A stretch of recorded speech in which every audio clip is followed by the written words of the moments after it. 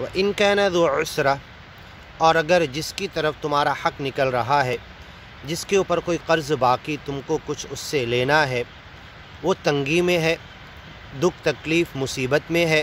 تمہیں ابھی تمہارا پیسہ ریٹرن نہیں کر سکتا، فَنَظِرَةٌ إِلَىٰ مَيْسَرَةٍ، تو جب وہ آسانی میں آ جائے تب تک اسے چھوڑ دے دو، ڈھیل دے دو، نظر انداز کرو، وَأَن تَصَدَّقُوا، اور بہتر ہے کہ صدقہ کر دو کہ ٹھیک ہے اب میں نہیں لیتا، اور جب تمہاری طاقت ہوگی تو کسی غریب کی تم مدد کر دینا بنا احسان جتائے، وہ پھر کسی کی کرے گا، ایسے ایک چین بن جائے گی مسلم معاشرے میں، انسانوں کے اندر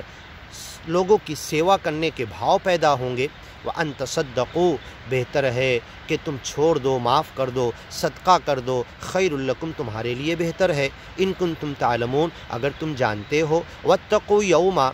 اور ایک دن سے ڈرو، ایک دن آنے والا ہے حساب کا، ترجعون فیہ الی اللہ، تم سب لوٹائے جاؤ گے اپنے ایک سچے مالک اللہ کی طرف، ثم توفی کل نفس، پھر ہر انسان کو بدلہ دیا جائے گا، ما کسبت، جو کچھ اس نے کمایا ہے، وہم لا یظلمون،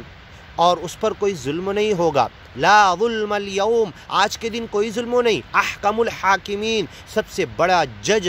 فیصلہ کرنے والا، انصاف کرنے والا، انصاف کی کرسی پر بیٹھا ہے۔ فلا یخاف ظلما ولا ہضما، آج کوئی ظلم بھی نہیں ہوگا، کسی کا حق مارا نہیں جائے گا، کسی کا حق ہضم نہیں کیا جائے گا۔ فلا یخاف ظلما ولا ہضما